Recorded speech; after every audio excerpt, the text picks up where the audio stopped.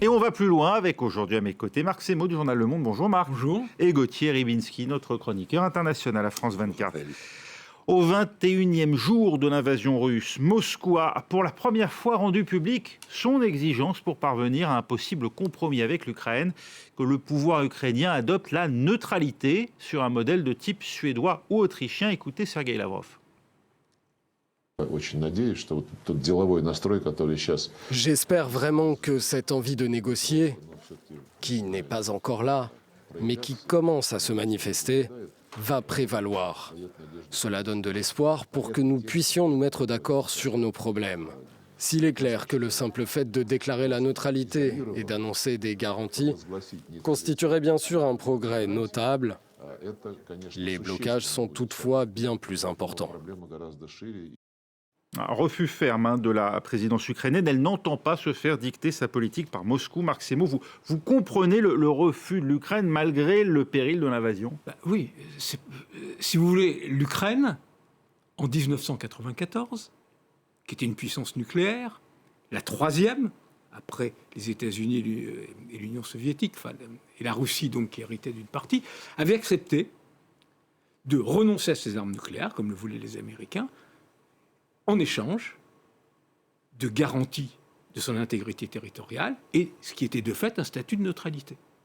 À l'époque, 80% de la population ukrainienne était contre toute idée d'adhésion à l'OTAN, et cela a été comme ça jusqu'en 2014, quand, après la révolution de Maïdan, l'arrivée de réformistes pro-européens au pouvoir, leur désir de rentrer dans l'Union européenne, mais on ne parlait pas encore d'OTAN à l'époque, la Russie a annexé la Crimée, a commencé la rébellion, a attisé la rébellion dans le Donbass, et à ce moment-là, seulement, les Ukrainiens ont réellement commencé à devenir de plus en plus majoritaires en faveur de l'OTAN.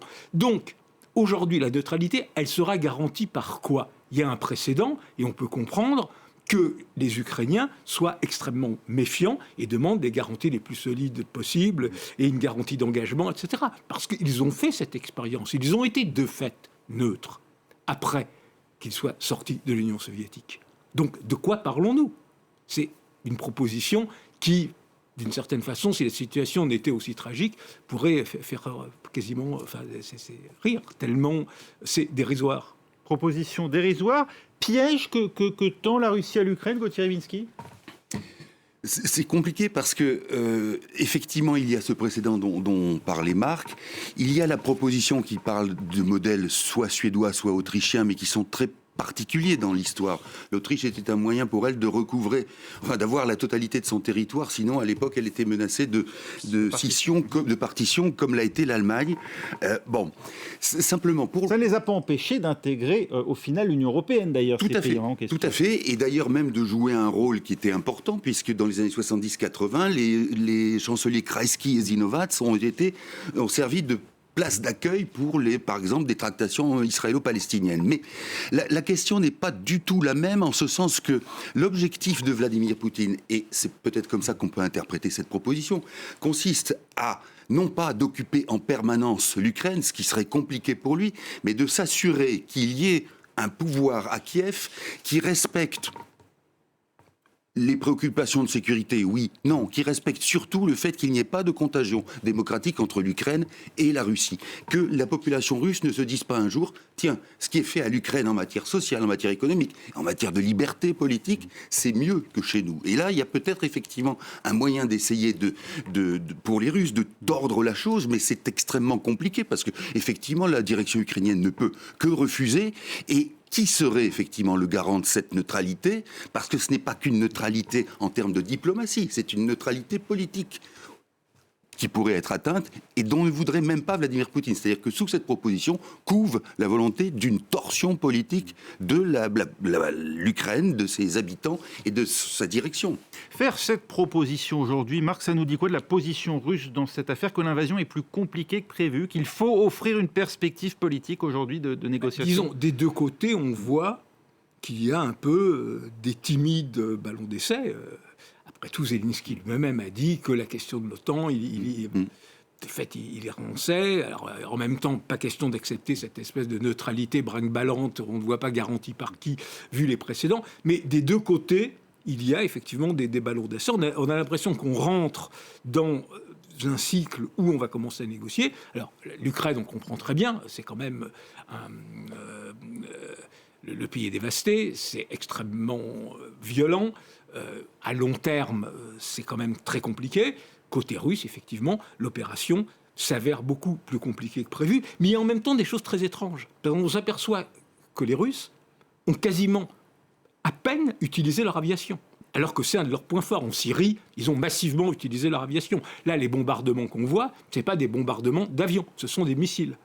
Donc, comment expliquer ça? Qu'est-ce que ça veut dire? Est-ce que c'est parce que les Russes ne veulent pas encore mener une guerre totale? C'est pas mal de questions que l'on peut se poser. Mais effectivement, l'opération, ce qui est sûr, ne marche absolument pas comme l'imaginait au début Vladimir Poutine, où il pensait en 3 jours renverser le président, voire le tuer ou l'arrêter, la population ukrainienne saluant les libérateurs, etc., etc. Il était dans une espèce de fiction alimentée par ses services, par ses propres projections. Bon, évidemment, ça ne s'est pas passé comme prévu. D'où les réorganisations, d'ailleurs, y compris au sein du FSB, du FSB D'où les depuis. réorganisations, d'où le fait que maintenant, la guerre est prévue pour être très longue, les sanctions ont quand même un effet très fort, notamment au niveau financier. Et donc, effectivement, on peut se demander imaginer que Poutine cherche malgré tout d'autres solutions. La Russie a besoin de négocier, Gauthier? Ça découle de ce que vous venez de dire.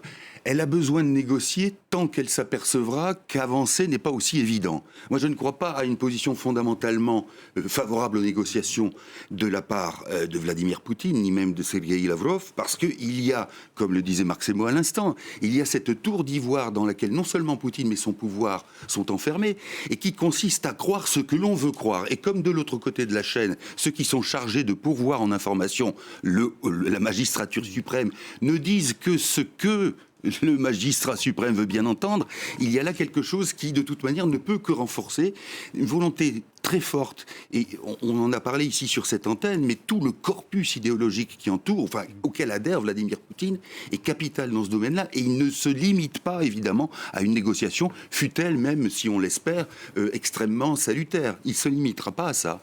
C'est dans ce contexte, en tout cas, que Volodymyr Zelensky lui a réclamé aux États-Unis une aide militaire d'urgence. Écoutez-le, c'était devant le Congrès américain par visioconférence. Nous devons protéger le ciel ukrainien pour protéger les citoyens. Et ainsi, la Russie ne pourra pas continuer à terroriser nos villes libres. Si c'est trop demandé, eh bien, nous proposons une alternative.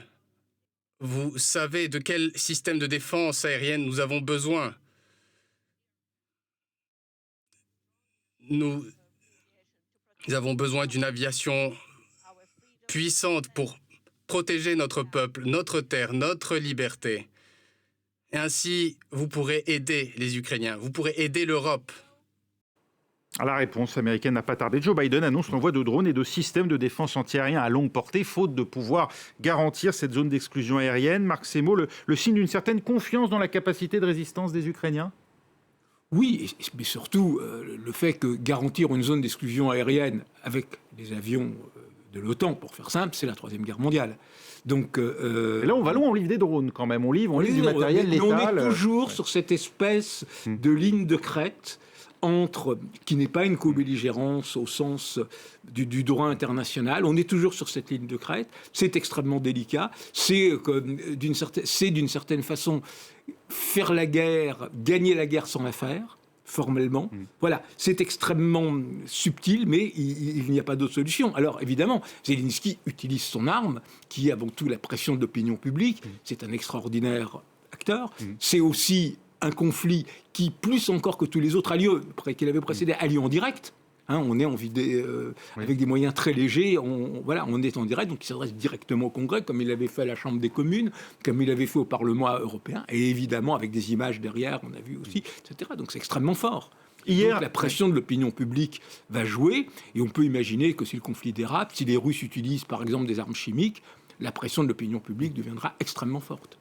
Hier, c'était les premiers ministres polonais, tchèques et slovaques qui s'étaient rendus à Kiev malgré les bombardements. Comment expliquer, Gauthier, cet acte de bravoure alors que ni Joe Biden ni Emmanuel Macron ne se sont rendus, bien que sollicités par le pouvoir ukrainien dans les jours qui ont précédé l'invasion?